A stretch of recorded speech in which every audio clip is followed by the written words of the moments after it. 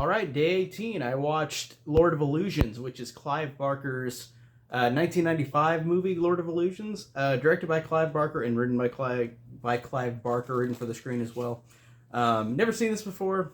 Another watch. Like I said, for 31 days, I watch a new movie every day, a new horror movie every day. And Lord of Illusions, this is weird because Clive Barker, I do enjoy the stuff that I've seen for the most part from his movies. I haven't read any books or anything that Clive Barker has done, but I've seen Hellraiser, which I love the first Hellraiser. I've also seen Midnight Meat Train, which I don't remember if that's directed by him, but it is based on a story by him. And Nightbreed as well. And I didn't really love Nightbreed, but I've seen that one as well. So I haven't seen a giant amount of Clive Barker stuff, but what I've seen I thought was good. I loved or I thought was okay. So I'm glad that I found this one to watch because I've never seen this one before. And this one is about a guy named Harry who Scott Bakula plays, and he is a detective trying to figure out the mystery of this magician or illusionist. And it gets weird. Like all this weird supernatural shit starts happening. You can't tell between reality and fantasy. And you know what this movie reminded me of? And it's a movie that came out 1 year before this. It reminded me of In the Mouth of Madness, the John Carpenter movie that had Sam Neill in it. This reminds me a lot of that one, where it's a very similar. It has a lot of similar beats. It has a lot of similar effects. It really felt like it was it's not the same movie, but it feels like it is the very concept is very similar to it. It didn't really feel like there was much of a difference between those two movies. And honestly, if I had to pick one, I'd like In the Mouth of Madness more than this one. But this one I thought was still okay. Like I said, you've got Scott Bakula, who I've heard that name before. I think he's in like Quantum Leap or something. I've never seen that, but I've just heard that from word of mouth, like on internet reviews and whatnot.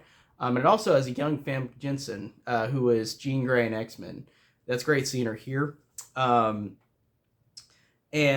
this one is very Clive Barker because I can tell it has scenes of torture in it, where people get tortured and injured really bad. Like there's a guy who is sit on a rotating table or spinning table, and up in the chandeliers there's like swords that fall down, and they keep like impaling in all of him, like into his body parts. And it reminded me so much of Hellraiser. And there's another scene where there's a guy who gets this full chastity face thing on his face, like it covers his whole face, like, and it nails into his face, and it reminded me of Hellraiser as well. He's got a gimmick, and Nightbreed I think did some weird stuff like that as well.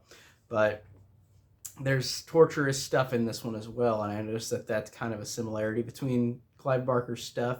Like I said, I haven't read any of his books. I really literally know not much about Clive Barker except for the movies I've seen. So I'm not saying anything about the source material. So I just noticed that similarity between this and Hellraiser. I thought that the effects in it for 1995 were hit and miss, because there were some times where the effects were like interesting and fascinating, but then there were some times where you're like, wow, this is a really, really easily green screened in effect. Like whenever Scott Bakula or Harry, whenever he sees that fire and the fire's right in front of him, it's like obviously just like they put him in that scene and then it wasn't really there. So it's weird with those kind of effects.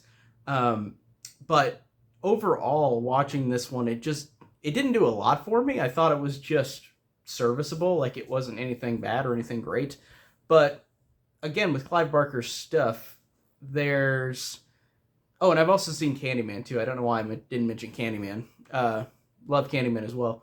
That just popped in my head. I was like, there's got to be another Clive Barker movie I've seen, or a Clive Barker story based on that story.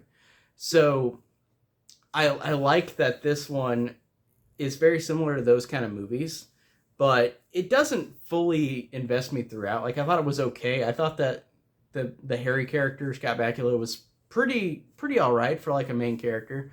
I like the actors involved. The effects sometimes are really weird, but sometimes pretty good. So it's a mixed bag. It's not anything that's super special, but it's not anything that's like anything I'm going to remember. I don't think I'll really watch this one ever again. It was totally whatever. I'm not disappointed. I watched it. I thought it was all right. So pretty much that's all I could say about Lord of Illusions. Nothing super special, but there are some moments of fun and creativity in it. And pretty much that's all I'm going to say about it. Not much else to say. I'm rambling, so that's it for today. For day 19 of 31 Days of Horror, or day 18. Day 19 is next. Don't Go Into the Woods is the next one, so I'll see you guys tomorrow. Take care.